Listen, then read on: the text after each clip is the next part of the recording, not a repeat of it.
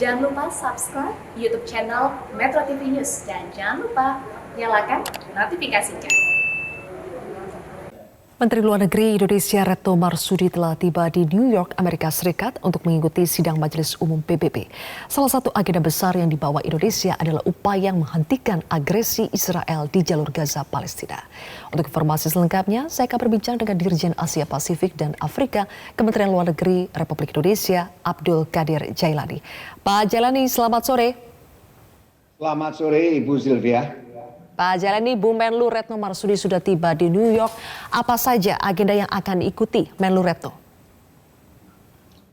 Seperti yang disampaikan di berbagai berita bahwa agenda utama Ibu Menlu Retno ke New York, pertama adalah untuk menghadiri pertemuan khusus sidang Majelis Umum PBB yang akan dihadiri oleh beberapa menteri yang lainnya, dan hal ini juga merupakan pertemuan menteri pertama.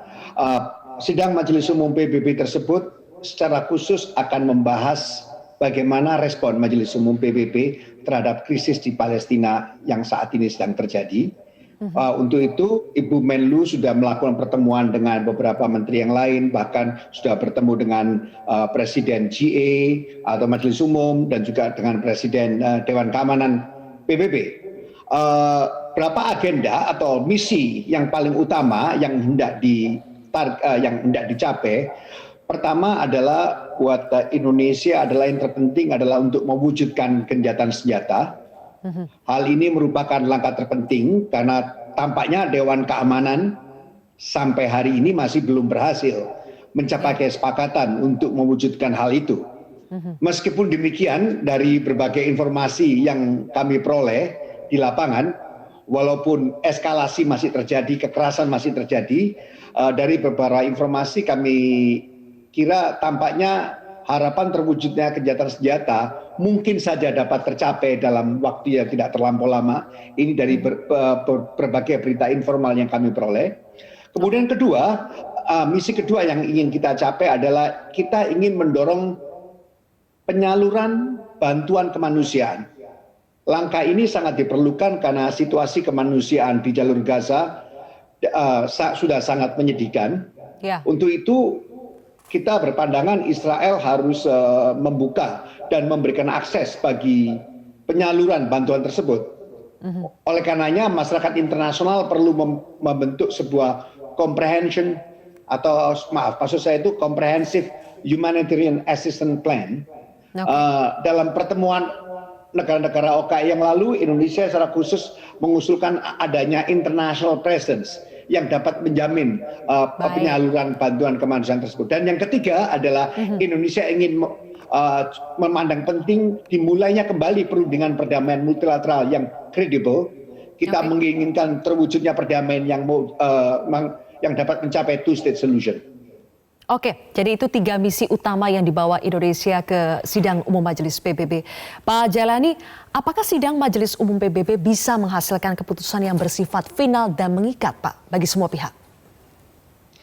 Ya, kita harus melihat dari ketentuan yang ada dalam piagam PBB bahwa semua keputusan Majelis Umum PBB itu bersifat recommendatory, maksudnya himbauan, di mana hanya mengikat secara etis kepada negara yang menyetujui keputusannya.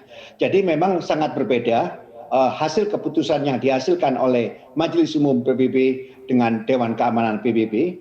Namun demikian kita tidak perlu berkecil hati karena keputusan yang diambil oleh Majelis Umum PBB apabila cukup bagus dan mendapat dukungan yang sangat banyak, tentunya itu merupakan kekuatan politik tersendiri buat masyarakat internasional dalam mendukung perjuangan Palestina.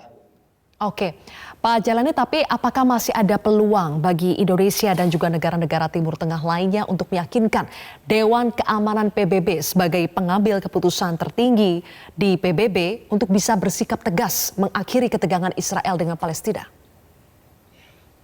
Berdasarkan dari informasi yang kami peroleh bahwa saat ini memang proses perundingan di Dewan Keamanan PBB sedang berlangsung intensif dan kebetulan Indonesia saat ini sudah bukan menjadi anggota Dewan PBB sehingga kita tidak terlibat secara langsung, tapi dari berbagai informasi yang kami peroleh memang ada satu negara yang masih berpandangan bahwa Dewan Keamanan PBB sebaiknya tidak ikut campur atau ikut mengambil keputusan karena proses perundingan diplomasi untuk melakukan gencatan senjata masih berlangsung. Itu argumentasi yang disampaikan. Namun sampai sekarang ini proses masih berjalan dan kita tidak tahu bagaimana proses ini akan berujung. Pak Jalani, saat ini Ketua Dewan Keamanan PBB dipegang oleh Tiongkok dan informasinya Bu Menlu sudah melakukan pertemuan dengan perwakilan Dewan Keamanan PBB atau Ketua Dewan Keamanan PBB dari Tiongkok tersebut. Apakah pertemuan ini dapat membuahkan hasil yang menggembirakan, Pak?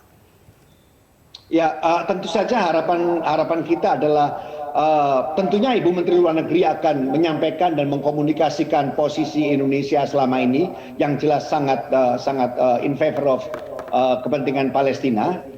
Dan kita berharap bahwa semua apa yang disampaikan tersebut akan mendapat sambutan positif. Dan saya yakin bahwa sebagian besar anggota Dewan Keamanan PBB dapat support ide gencatan senjata paling tidak. Namun persoalannya kan sampai sejauh ini masih belum ada konsensus untuk hal itu. Oke, mudah-mudahan pertemuan agenda-agenda yang dibawa Bu Menlu Retno Marsudi di New York di PBB bisa membuahkan hasil yang konkret untuk mengakhiri ketegangan Israel dan Palestina. Terima kasih Pak Abdul Qadir Jailani telah bergabung bersama kami di Metro hari ini.